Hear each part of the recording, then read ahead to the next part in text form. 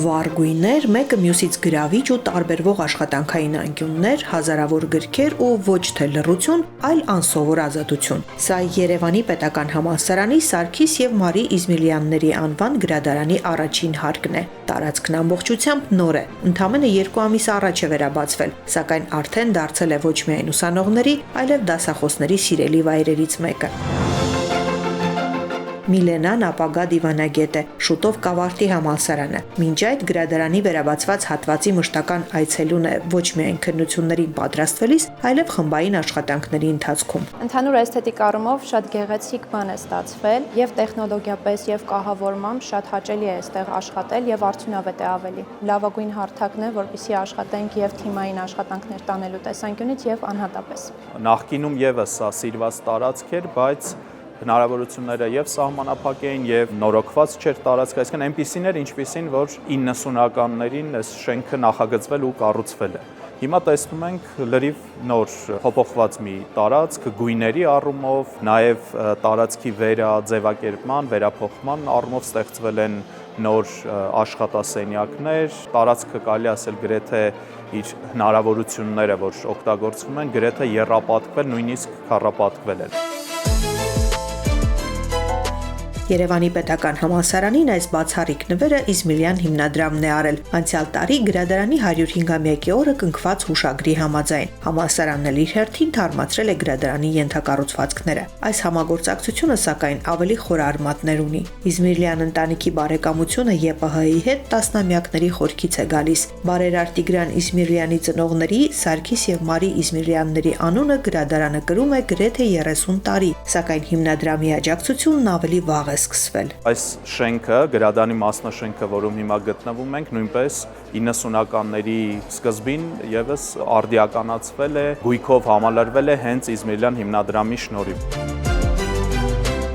Հիմնադրամի աջակցությամբ տասնամյակներ առաջ ստեղծվել է նաև գրադարանի ավտոմատացման և տեղեկատվության բաժինը, որի շնորհիվ գրադարանը թվայնացվել է, իսկ քարտարանները դարձել են էլեկտրոնային։ Տեխնիկական և բովանդակային այդ վերազինման ծրագիրը Իզմիլյան հիմնադրամի կողմից Հայաստանում իրականացված առաջին խոշոր նախաձեռնություններից էր։ Նախորդ տարիներին բարերար ընտանիքի հովանավորությամբ վերանորոգվել և կահավորվել են նաև գրադարանի 2 ընթերցասրահները, ապահովելով ժամանակակից կրթական և ստեղծագործական միջավայր ուսանողների ու հետազոտողների համար։ Այդ համագործակցությունը շարունակում ենք,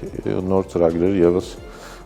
քննարկում ենք ու մոտակա ժամանակներս կկարողանանք ունենալ։ ԵՊՀ գրադարանն այսօր ունի շուրջ 1.5 միլիոն միավոր բազմաբովանդակ գրքեր և շարունակաբար համալրվում է արդիական գրականությամբ։ Բաժանորդագրությամբ հասանելի են նաև միջազգային առաջատար հրատարակչությունների տասնյակ էլեկտրոնային ռեսուրսներ։ Սակայն առանց ժամանակակից գրադարանային միջավայրի դժվար կլիներ ապահովել մրցակցություն։ Ի վերջո հենց այս տարածքում են ձևավորվում հետազոտությունները, զարգանում է քննադատական մտածողությունը և ուսանողը սովորում է ոչ միայն տեղեկատվություն ստանալ, այլև աշխատել դրա հետ։